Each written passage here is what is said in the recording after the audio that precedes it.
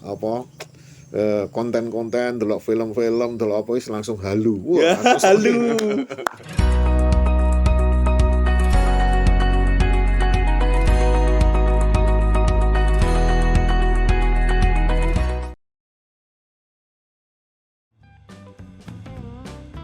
Halo, selamat pagi teman-teman.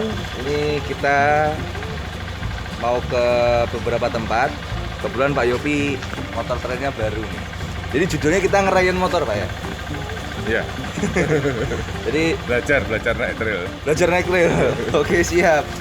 Jadi nanti saya terus Pak Yopi dan beberapa teman-teman kita akan ke suatu tempat.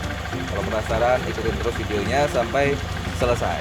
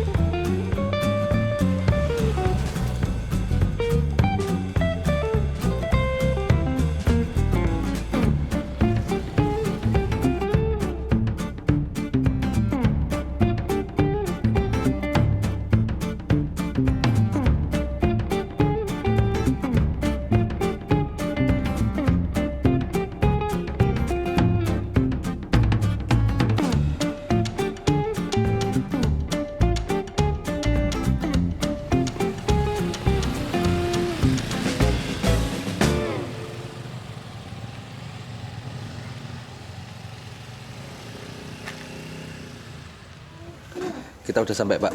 Di mana ini, Pak Yopi? Perhentian pertama kita di warung di depan perkebunan.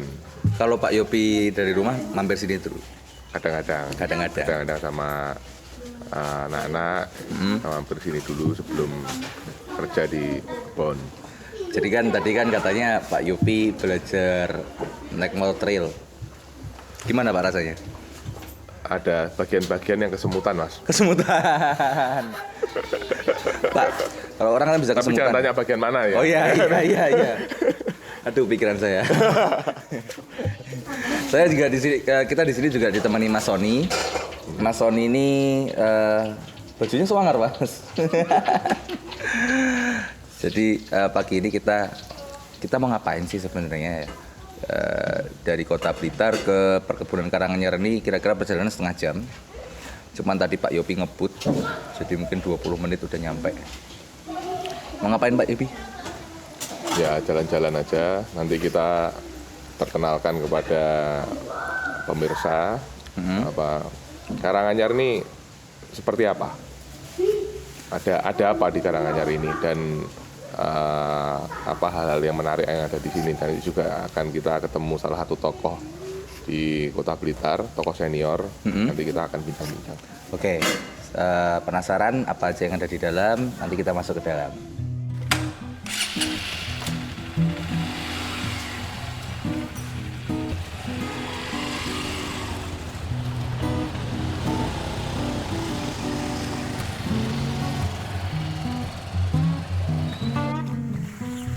Baik teman-teman, kita sekarang ada di kebun Karanganyar, tepatnya di atau ini Pak Yopi di sini nanam doang atau gimana Pak?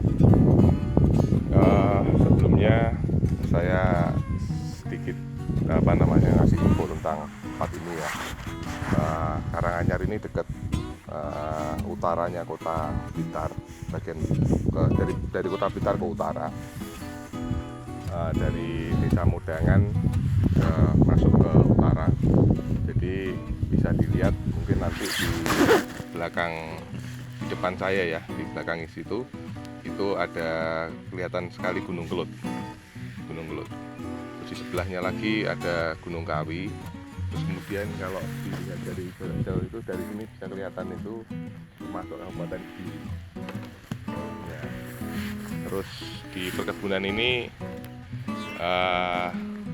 ya nanam macam-macam sih Mas. Macam-macam apa aja, Pak? Berbagai macam, mulai dari jagung, tebu, durian, kopi, tanam orang, juga ada kalau tidak salah cengkehnya juga ada. Cengkehnya juga ada. Ya, dan lain-lain banyak sekali. Ada sengonnya juga sebelah sana.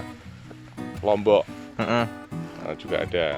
Itu karena apa, Pak? Kok banyak banget yang bisa tumbuh di sini tuh? Karena ketinggiannya apa? Karena saya rasa yang pertama memang tanahnya bagus ya. Jadi tanahnya itu karakter tanahnya itu agak berpasir, jadi cocok banget untuk tanaman-tanaman. Oh ya. Jadi kita di salah satu peta, terus Pak Yopi ngajak kita ke sini. Ini di lahan porang gitu, Pak ya? Ini tumpang sari. Kebetulan yang di belakang kita ini tumpang sari antara porang dan kopi. Tumpang dan kopi. Nah, dan di sini yang tumpang sari kopi dan porang ini ada kurang lebih sekitar 10 sampai sekitar 12 hektar.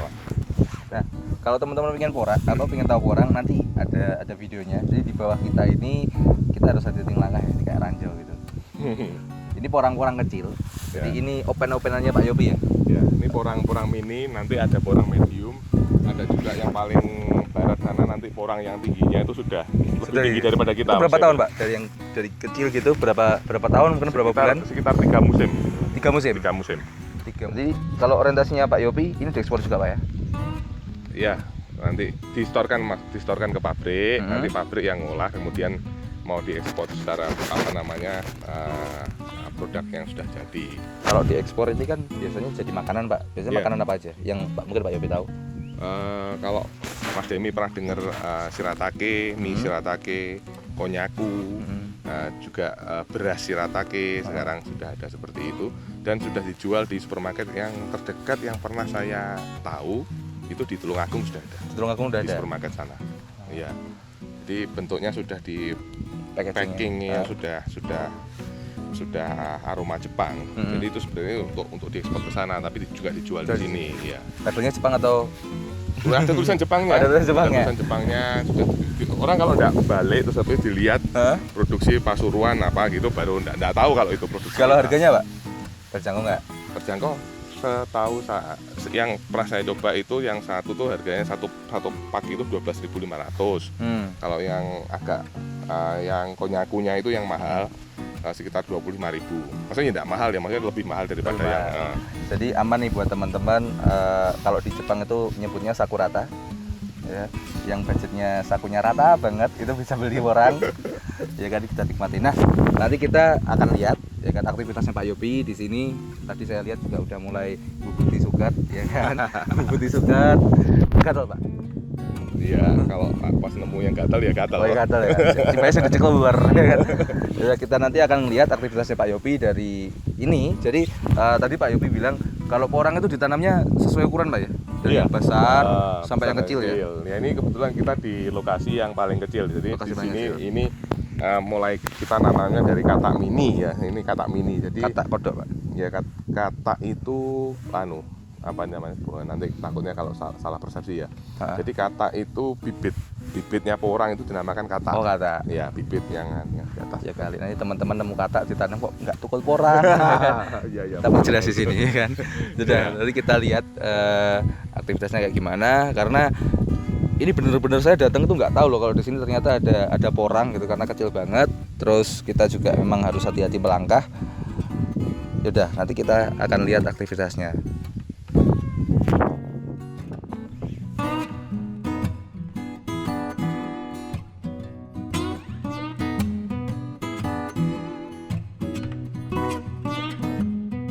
Oke, baik teman-teman, sekarang saya sama Pak Yopi sudah bergeser ke petak yang lain. Di sini kami dengan jenengan Pak Sinten? Pak Suwito. Pak Suwito. Pak Suwito ini sebagai apa Pak jenengan? Ya, divisi kebun. Divisi kebun. Ya, divisi. Patroli terus Pak nggih. Ya, di mana orang pekerja, Nggih. posisi orang kerja di mana. Cuma patroli untuk pekerjaan, untuk orang-orang bekerja gitu. Nggih. Jadi bukan patroli wilayah, kalau wilayah urusan keamanan. Bisa mengetos kan nganu to, Pak. Ya. Bapaknya udah dari tahun berapa Pak di sini Pak? 1978. 1978 ya. Jadi kan birone pundi? 1 kilo dari sini juga Cikaranganyar, tapi 1 kilo dari sini. Oh, 1 kilo dari Nah, sini. turun dari sini 1 kilo. Dari tahun 78. 8 itu 1 tahun sebelum saya lahir loh Pak. Iya. Berarti jenengan masih proses perencanaan. Pak. Perencanaan. Bapaknya udah kerja di sini. Luar biasa. Luar biasa. Iya. Berarti kalau Pak, kebun ini kan luas. Berapa hektar Pak? 300 ya? Udah ada 223, sekian ini. Jenengan kelilingi semua itu. Iya, saat-saat tertentu. Salah tertentu. Iya. Terus kegiatan di kebun ini napa mawon Pak? Kegiatan ini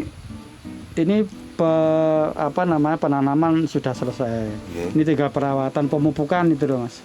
Dengan pemupukan kopi sementara ini. Kalau Pak Yupi juga ngikuti Pak tentang kopi gitu. Enggak begitu sih saya hanya juga karena tumpang sari dengan porang ini, jadi kita juga mupuk juga, jadi kopinya juga ikut terpupuk juga. Mau iya. Iya. Jadi memang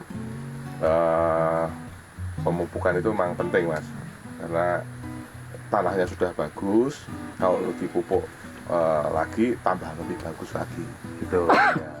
Mungkin teman-teman belum tahu istilah tumpang sari itu artinya berbagi lahan gitu Pak. Iya. Jadi tumpang sari atau interplanting Mas. Interplanting ya. Iya, interplanting itu dapat dikatakan bukan tumpang sari, tanaman sela. Nggih. Interplanting. Bahasa Maduranya. Bahasa Madura. Saya kira bahasa Pak. Kalau kegiatan di luar perkebunan apa aja Pak yang ada di sini? Maksudnya? Kan tadi kan saya lihat di sana ada kayak tempat perkemahan gitu kan.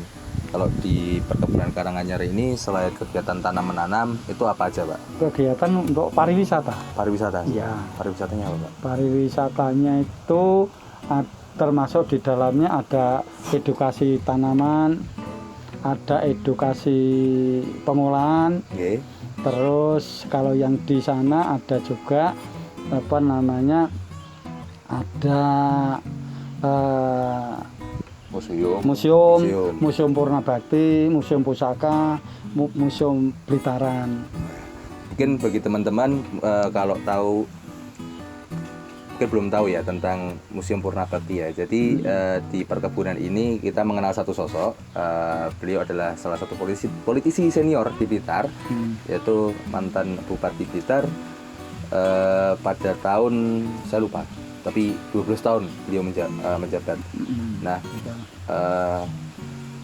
kenangan-kenangan ketika beliau menjabat itu dimuseumkan Pak Nggih? Iya, di sini, Museum Purna Bakti namanya itu. Museum Purna Bakti. Pak Yopi udah pernah ya ke Museum Purna Bakti? Sudah sering ya? ya. Udah penasaran beliaunya ini siapa? Nanti kita berkesempatan buat ngobrol antara ya kita bertiga, saya Pak Yopi dengan namanya Bapak Heri Nugroho. Gitu. Satu lagi ada yang saya tahu Pak Wito juga sebagai salah satu pengajar untuk PKL Mas. Oh gitu. Iya. Yang PKL banyak Mas, Ya. banyak. Terus dari mulai yang barusan pulang ini yang dari UGM. Oh dari UGM. UGM juga, yang barusan lagi kira-kira seminggu yang lalu dari UB. Dari UB.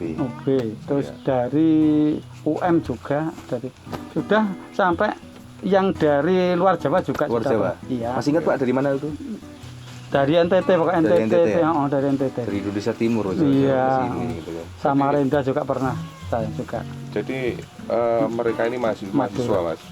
Itu datang ke sini salah satunya dia diajar Pak Wito ini, karena Pak Wito ini sudah seperti yang tadi beliau bilang, sudah 43 tahun. Praktisi memang. Praktisi 44 ya. tahun ya berarti ya. Iya. 44 tahun itu sudah di kebun, jadi berbagai macam pengalaman dan berbagai macam pengetahuan tentang tumbuh-tumbuhan itu beliau paham. Iya, jadi akhirnya PKL datang ke sini. Saya pernah lihat Pak Wito ngajar itu pernah. Bagus Pak ngajar ya? Dari tegas sekali. Ini Pak Wito ini jadikan ini profesor kebun ini. Ya enggak lah, ya cuman ya sepanjang kita ini masih kan ya alhamdulillah sampai usia yang ke-70. Jenengan 70 tahun? Iya, masih ya kategori masih sehat lah gitu. Alhamdulillah, mungkin Ada- dipandang kesehatan. Ya alhamdulillah ada COVID saya juga dilewati. Oh iya. Tapi udah vaksin Pak ya? Udah siap, 2 tertib kali. di sini, mah. Udah 2 kali, vaksin 2 kali. Tapi asik Pak Gi. Maksudnya anak-anak muda yang mungkin tertarik di dunia pertanian, di Ya. dunia perkebunan, jenengan ngajar juga.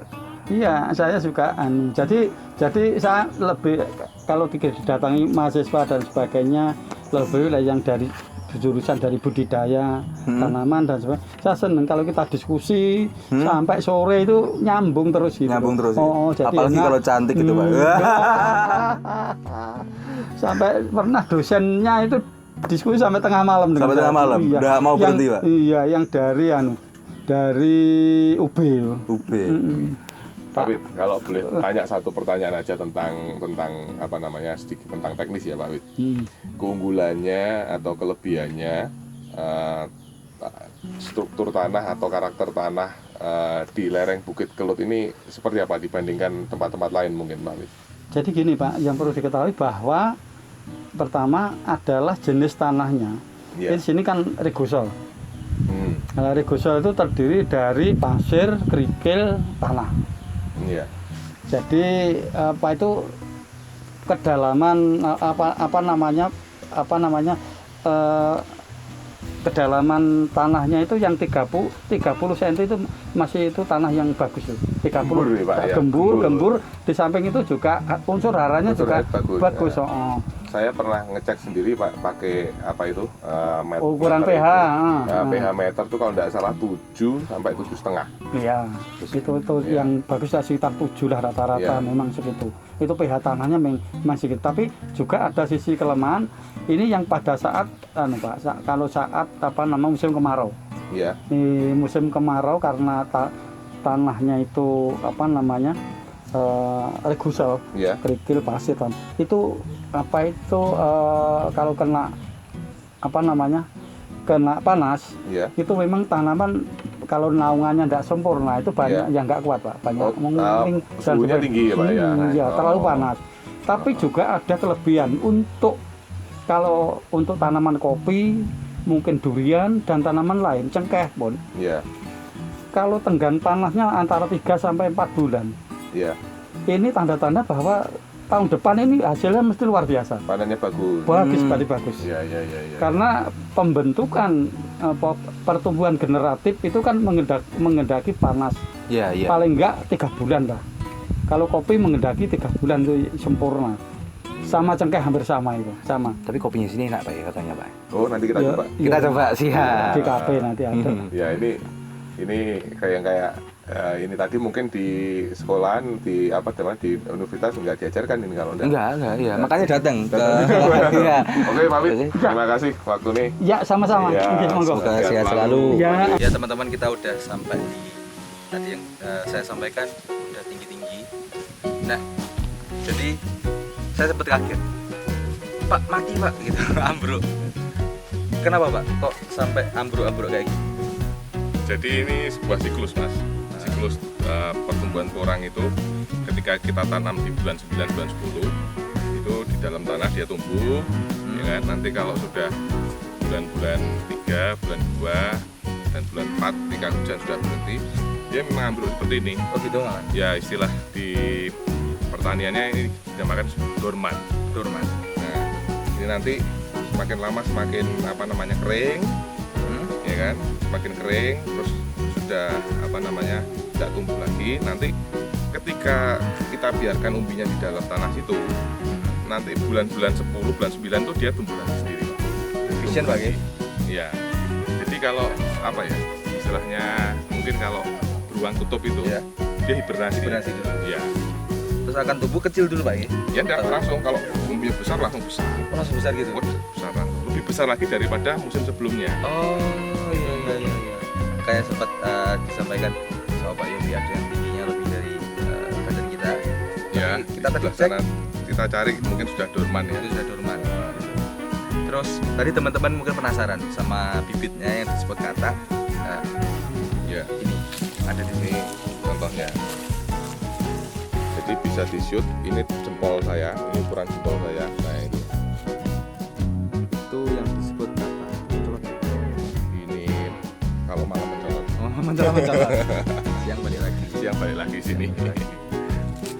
Nah ini ketika sudah dorman nanti sudah kering, ini yang kita ambil sebagai nanti bibit berikutnya. Nah, makanya kadang-kadang ada pertanyaan, Pak, bibitnya kurang kok mahal gitu. Karena petani seperti ini beli bibit sekali sudah tidak perlu lagi beli lagi. Ini nanti dipanen, bawahnya dipanen, ini ditanam.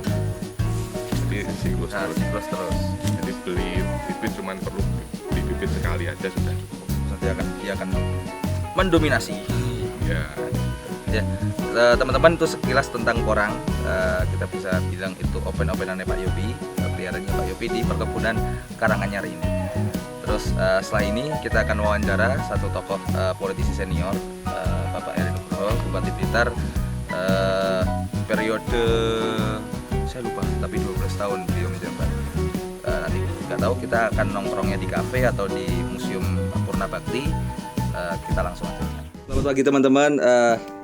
Setelah kita keliling kebun Karanganyar ini, seperti yang saya sampaikan tadi, kita bertemu satu sosok tokoh Blitar, beliaunya Bapak Eri Nugroho, dan juga kita akan berbicara tentang perkebunan. Kita berharap anak-anak muda juga punya atensi, punya minat terhadap dunia perkebunan pertanian seperti itu, Pak. Jadi Pak Eri, berbicara sedikit tentang perkebunan ini, bagaimana Pak menurut jenengan? Ya, kalau bicara masalah perkebunan kita bicara sejarah dulu Mas ya. Nggih. Jadi pertama-tama perkebunan ini sebetulnya warisan dari Belanda. Artinya yang membuka pertama kali perkebunan ini adalah Belanda. Gitu. Ya. Jadi kalau menurut sejarah perkebunan ini dibuka pada tahun 1875 oleh orang Belanda namanya H.J. Velsing. Itu bukan haji, Pak, nggih. Bukan. H.J. Velsing nggak tahu itu apa H.J. apa Hindarkus Yosef. H.J. Velsing dengan NV-nya namanya NV Kulturmits Karanganyar. Dari segala perjalanan itu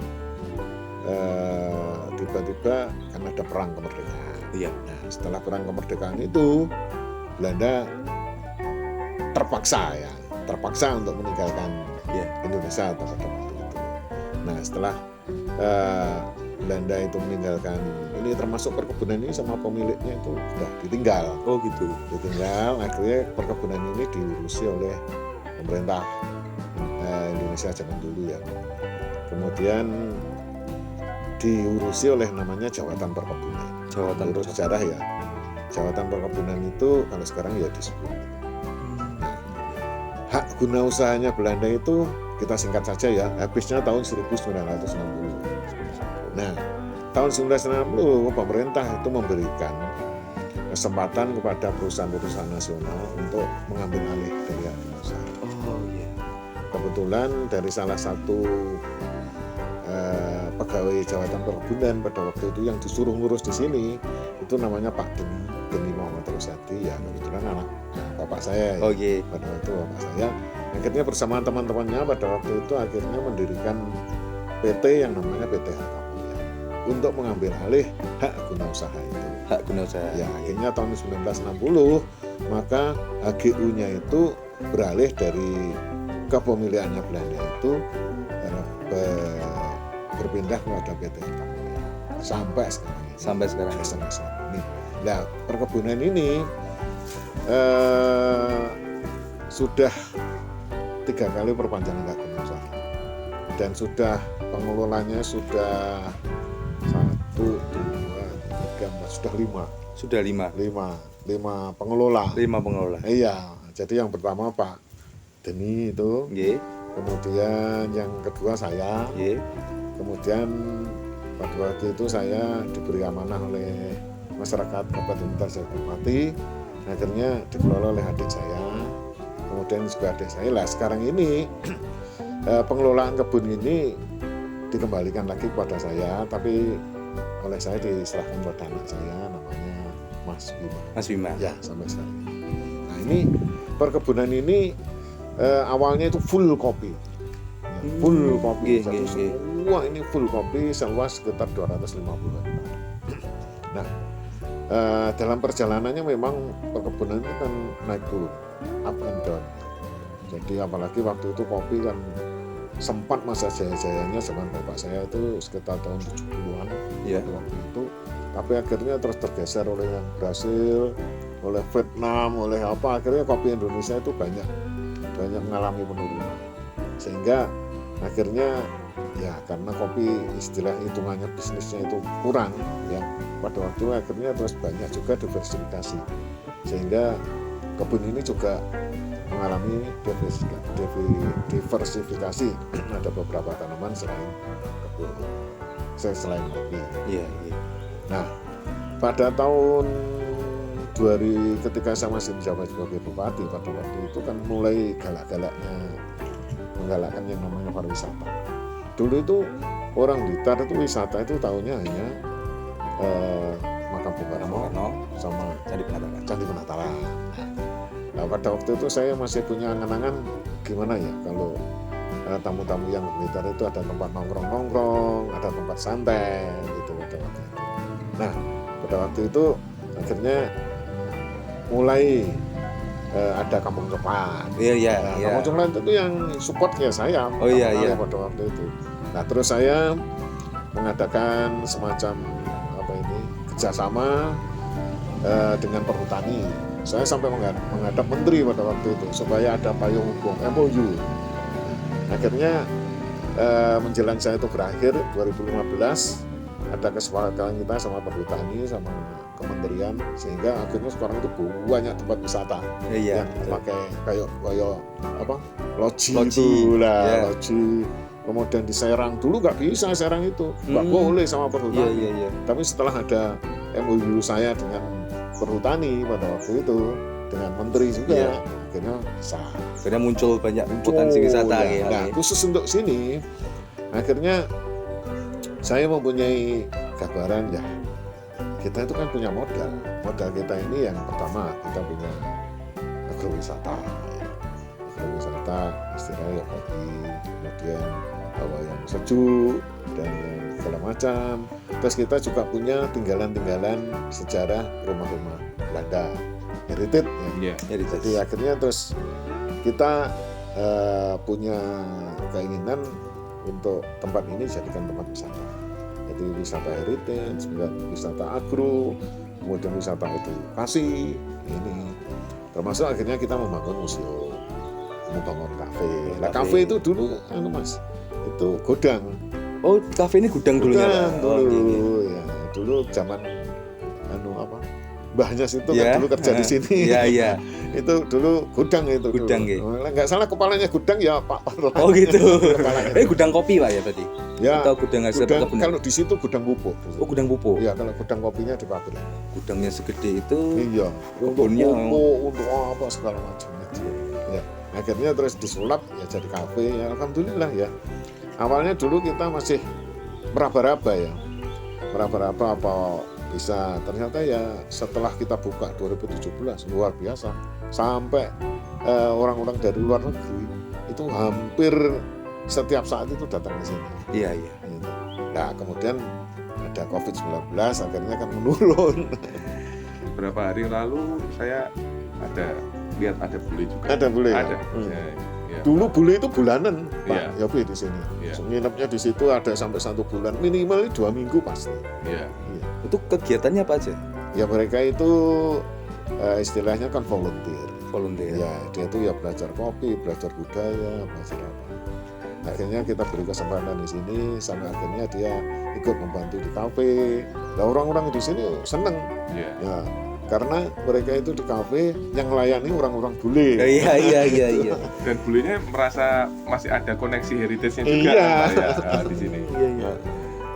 Terus jadi gini Pak Heri, tadi sebelum kita berjumpa di sini, saya sama Pak Yopi ke atas. Ya, Nah, jadi gini, mungkin untuk Pak Yopi juga, di sela-sela tadi tanaman kopi juga ya, itu kan Pak Yopi ikut menanami porang ya.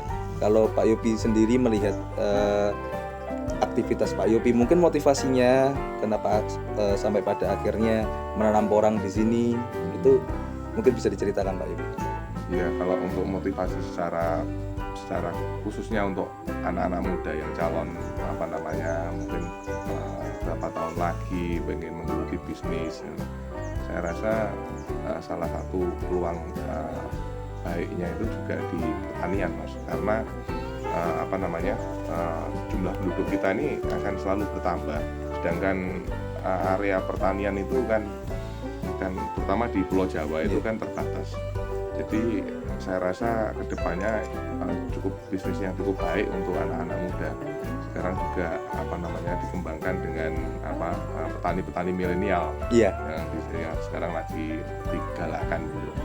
Jadi Indonesia itu punya tanah yang subur, punya iklim yang bagus untuk berbagai macam komoditas yang bisa dipasarkan di dunia bahkan seperti itu. Jadi ini juga Pak Heri, tadi kita ketemu Pak Wito. ya, Beliau Pak. bercerita bahwa ternyata banyak mahasiswa yang juga belajar di sini juga. Betul. Gitu Pak Gi. Iya. Jadi banyak katanya dari UGM, dari PB. dari PB. Malah ada juga mahasiswa yang dulu PKL di sini ya. Ya. Itu setelah lulus dari universitas malah sekarang kerja di sini. Oh, malah kerja di sini? Iya, malah kerja di sini. Karena seneng sudah cocok di sini kan. Iya. Saya lihat suasananya Pak Yopi ya. Jadi memang saya berpikir bahwa perkebunan Karanganyar memang mengikuti tren. Jadi dulunya perkebunan yang nuwun sewu Pak, kesannya angker gitu ya. Iya. Sekarang ada kafe gitu kan, buat foto-foto. Terus ada juga beberapa museum, ada hal yang ditampilkan gitu. Terus juga saya juga melihat di sana ada apa Pak? Ada selain museum Purna Bakti ya. Iya. Purna Bakti ada apa aja Pak di sana? Di museum. Iya, yang ditampilkan. Oh, Museum Blitar. Ya. Kemudian Museum Pusaka, termasuk yang berhubungan dengan Blitar banyak di situ, termasuk ornamen candi-candi Penataran, kemudian juga pengetahuan tentang Blitar. Jadi memang ini budaya yang museum budaya yang kita sedapat mungkin kita bisa memberikan informasi tentang Blitar. Iya. Dengan begitu memang juga kalau anak-anak muda Pak ya, itu kan ada konten yang bisa menarik teman-teman untuk datang ke sini. Iya. Dan itu di sebelah sana juga ada yang tidak kalah menariknya, Mas. Apa Pak? Di gudang itu ada area showroom untuk kopinya dan juga produksinya. Ya. Jadi terus ada satu mobil antik di situ, Mas. Apa Pak? Kalau nggak salah mereknya Ford itu, Pak. Iya. Mobilnya sekarang masih diperbaiki. Oh, masih diperbaiki. Yang truk gitu. Ya, truk itu. Iya. Saya itu sempat Pak LTKS dulu waktu zaman OSIS itu tahun 2012 masih jalan kayaknya. Iya. 2012 ya, jalannya ini ke sana ini. Gitu. Terus banyak sekali cerita-cerita. Konon katanya dulu di sini juga ada apa Pak ya? Kisah-kisah bukan kisah serem ya, sebenarnya kisah romantis atau apa, mungkin nanti Pak Heri yang cerita terkait apa ya, ada cerita bule yang ada di sini gitu. Diri. Oh iya, bule. Jadi gini, sempat kita waktu Romeo itu dan Juliet. Romeo dan Julietnya Blitar gitu kan. Bukan Blitar, tapi ternyata juga Karanganyar gitu kan. Jadi dulu saya sama teman-teman Jaladri, teman-teman SMA 4 itu sempat didendeni Pak di sini Pak. Oh. Gitu. Padahal sebenarnya kisahnya romantis sebenarnya. Sudah ada itu, hantunya itu nggak ada, tapi kisahnya memang ada. Jadi tahu betul itu tentang kisahnya. Mungkin bisa diceritakan? Saya yang ceritanya bapak saya ya. Iya. Jadi bapak saya dulu kan juga diceritani mungkin ya zaman karena bapak saya juga mengalami zaman Belanda. Jadi di sini dulu di sini dulu kan memang punyanya orang Bugis. Iya. Kemudian ada karyawannya dia itu orang Bugis. Nah, dia itu punya pacar, anaknya pemilik kebun sebelah, kebun sebelah, nggak tahu ya sebelahnya sebelah sana apa sebelah sana kita nggak tahu ya. Nah ternyata ya di Belanda sendiri kan juga masih ada namanya kasta-kasta ya. Iya. Ya mungkin orang tuanya dari si cewek itu kan merasa saya itu juragan, saya itu gini kok, mantunya itu kok apa jenenge bukan biasa itu. Akhirnya tidak direstui. Nah tidak direstui sampai akhirnya yang perempuan itu dipulangkan ke Belanda. Oh gitu. Ya karena si perempuan itu dipulangkan ke Belanda, maka si cowok bule yang ada di sini ini merana galau kan bahasa sekarang. Galau. Depresi ya, Pak. Depresi sampai akhirnya konon katanya itu bunuh diri. Makamnya ada itu makanya Iya. belakang. Tapi kalau lihat suasana sekarang asik Pak, Iya. ya kan. Tapi sebenarnya Malah ini sebetulnya sering saya ceritakan, kebetulan kebun sini ini kan sering untuk syuting film. oh iya. Iya, yang pernah syuting di sini itu yang buat film di sini Ibnu Jamil. Oh Ibnu Jamil pernah Pernah di sini. Terus Fuadin Reddy sekarang itu malah saya memberikan masukan Iya. pada mereka. Oh, tolonglah dibuat film yang Romeo Julietnya sini. Jadi begini Pak, kalau saya sempat dengar, jadi begini juga Pak Yopi. Ada satu konsep dari Kementerian Pariwisata, namanya Ghost Tourism Pak. Jadi Ghost Tourism itu tidak hanya kalau kita lihat di channel-channel YouTube ya, kadang cari penampakan pocong, nggak seperti itu. Jadi seperti menceritakan nilai historis dari suatu tempat, Iya. begitu. Nah, jadi harapannya itu bisa menarik wisatawan.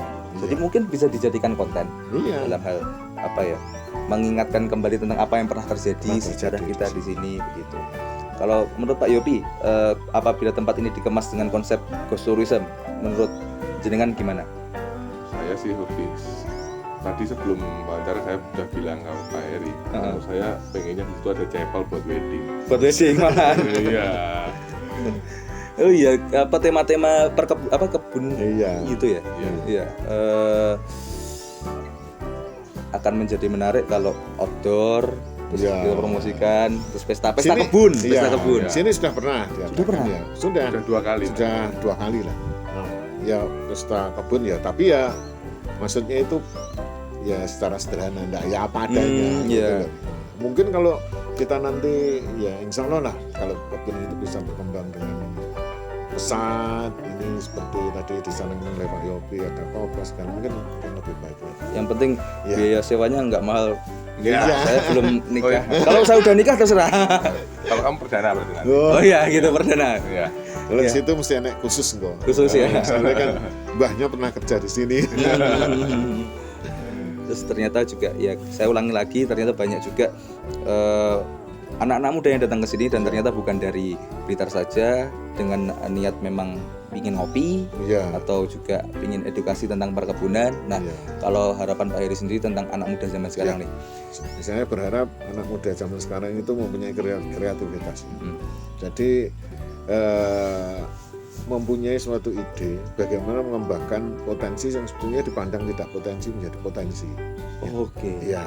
Nah awalnya ya mohon maaf ya saya sendiri kan juga pernah muda. Jadi inginnya itu kadang-kadang anak muda itu instan. Oh iya. Ya instan pengennya itu sebuah enak, terus delok apa konten-konten, delok film-film, delok apa wis langsung halu. Wah, Halu.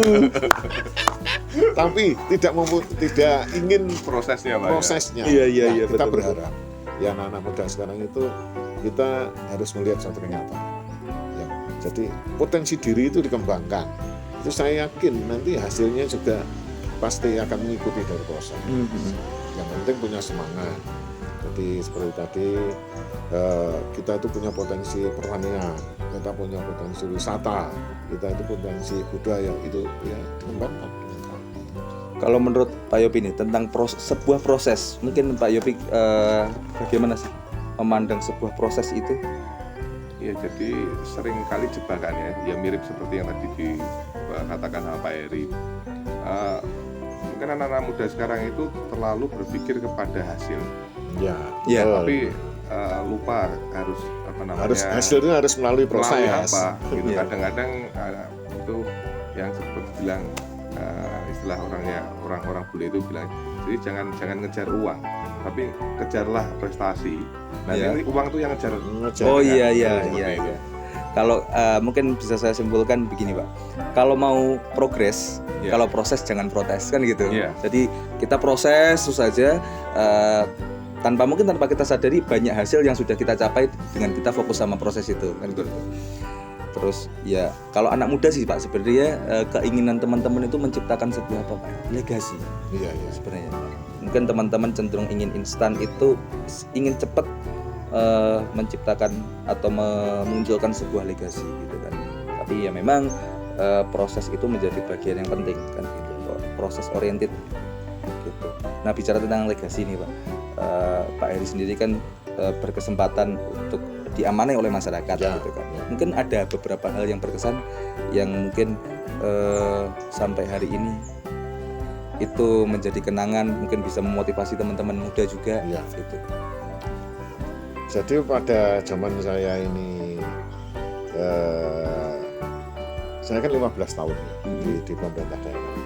Jadi mulai awal itu saya di pemerintah daerah itu sebetulnya pada waktu itu lagi progres yang namanya otonomi daerah. Sehingga pada waktu itu kita masih kabur ya. Bagaimana sebetulnya daerah ini dibawa kemana? Karena kita memang begitu perubahan politik yang begitu drastis, sehingga kita diberi kesempatan untuk menjadi kepala daerah. Oh iya.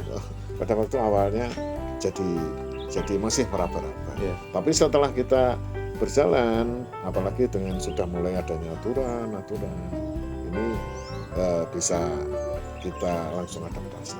Nah, khusus bagi saya itu sebetulnya pada waktu itu memang ketika saya diberi amanah itu memang dalam situasi yang sulit pada waktu itu, karena ya mungkin semua tahulah pada waktu itu di Bangka Blitar ada kejadian yang namanya Iya. mega korupsi yang Iya. itu ya. Nah, dengan bupati yang dulu ya akhirnya kemudian ketika saya menggantikan, jadi Blitar ini, Kabupaten Blitar ini mulai dari titik nol. Jadi saya itu Restart gitu, Bang. Iya, saya Iya. itu membangun kepercayaan masyarakat terhadap kita, kemudian membangun infrastruktur, membangun apa itu, wah mati-matian. Effortnya luar biasa. Iya, kita juga hutangnya banyak. Nah, tapi ya semua itu merupakan tantangan bagi saya, dan alhamdulillah ya dari hasil yang kita proses ya, yang kita hasilkan itu ya banyak orang yang salut lah dengan kinerja kita. Salah satu yang saya itu menjadi kebanggaan bagi saya, pada zaman saya itu saya berhasil memindahkan dari ibu kota yang dulunya di kota, Iya. itu di Kanigoro. Kanigoro, Padahal betul. dulu itu tidak terbayang. Iya. Dan pada waktu itu ya banyak sekali yang pesimis, Iya. karena saya masih tersisa hanya 5 tahun, apa bisa program saya itu bisa terrealisasi. Namun dengan tekad saya studi banding itu sampai ke Sangatta, sampai Iya. di Kalimantan, sampai di Jawa Barat, sampai di Bali, segala itu. Iya. Akhirnya saya mempunyai beberapa kesimpulan, yang kesimpulan ini ternyata betul. Sehingga dengan cepat, akhirnya ini pemindahan ibu kota yang tercepat di Indonesia. Iya. Tapi sempat Sempat apa ngantor di situ ya? sempat 1 bulan. 1 bulan. Oh iya. Paling nggak nikmatin lagi 1 bulan. Oh suasananya gini kan Kanigoro gitu kayak. Terus sekarang ruame loh Pak. Wah, Pedagang gitu makanya kan. saya itu kalau saya lewat itu saya bangga, betul-betul bangga. Itu Lihat. legasinya Pak Heri. Nah, Iya. saya dulu langsung bilang sama teman-teman, apa ini? Pokoknya proyek pemindahan ini harus jadi dan harus saya resmikan ketika saya masa jabatan. Ya, dulu ya mohon maaf ya, Iya. dari teman-teman DPR juga banyak saya minta duit, dari sekda saya juga itu bisa Pak, ini harus bisa. Belum lagi dari masyarakat Pak. Ya. Pro dan kontra, ya akhirnya ya alhamdulillah bisa lah ya. Iya. Dan akhirnya jadi kebanggaan dari kita. Dan terbukti juga bermanfaat tuh buat banyak Iya, orang iya, jualan malam-malam rame Wah, tempatnya.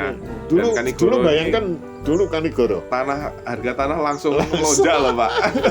Saya dulu waktu ini nggak ada kepikiran besok kalau Sekarang besar iya, nongkrong iya. di situ Pak. Iya. Sekarang sana ada sempol, Ada. ada soto gitu kan, nongkrong di sana asik. Nah kita akan lihat legasi apa aja atau kenangan apa aja yang mungkin Pak Eri dapatkan. Mungkin bisa jadi motivasi buat kita teman-teman muda dalam Yang menjalani penting itu sebuah tekad. proses. Iya. Tekad. Ya, yang penting itu menurut saya itu bukan masalah boleh dan tidak boleh, bukan masalah bisa dan tidak bisa, tapi mau dan ada, tidak mau. mau itu saja. Iya. Ya.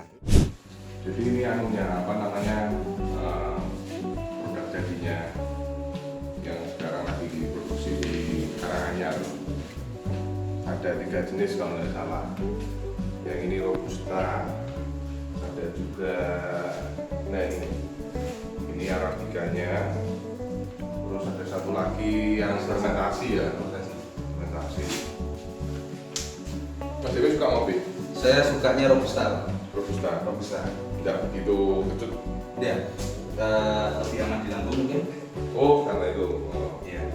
Terus di Vietnam.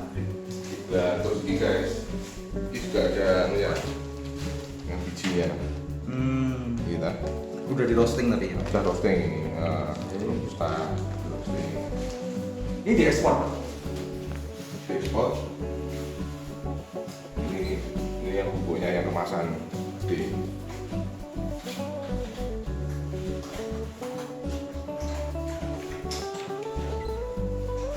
Pak Yopi mau beli yang mana? Yang mana ya? Yang robusta aja deh. Yang robusta. Lu kasih gimana mas? Nggak mas? Yang ini aja. Oh. Ini kopi robusta. Packagingnya bagus Pak. Packagingnya bagus. Ada sejarahnya juga. Ya. Ini kalau nggak salah gambarnya Pak Dendi deh. Oh yang ini ya? Iya. Kabarnya Pak Deni. Terus, nah ini ada beberapa foto, beberapa gambar. Jadi tidak hanya jualan kopi, tapi juga edukasi sejarah juga, walaupun singkat di sini. Mas Denny mau yang mana? Saya kebetulan cocoknya robusta juga Pak. Ya udah ambil satu lagi. Ambil satu lagi, yes. Ambil satu lagi. Kopi robusta Karanganyar. Ya, robustanya 2, nggak mau coba sekalian arabianya kita Pak. Ini kita punya roastin sama. Coba satu aja ya. Oh, salah aja. Ya. Kayak roastin ya Pak? Roastin Ya. atau yang halus? Yang halus saja. Oke. Ya. Maunya yang instan ya Pak ya? Iya. Iya. Robustanya ada emas sekalian tau? Ya, Mas harus emas. Kalau beli dua, guys. Ya, Dua lain loh, kali Pak. bisa kesini Ya. lagi ya. Ya, bentar ya Pak. Ya.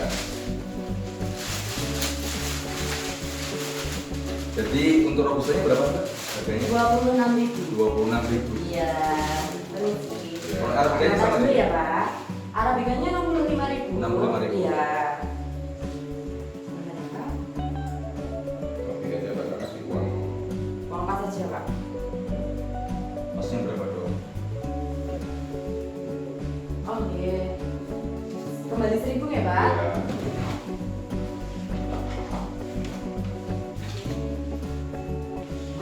Kita emang harus support produk. Udah sih Oke, Pak, kembaliannya. Terima kasih ya. Pak. Terima kasih Pak ya. Oke, sama-sama, selamat kembali.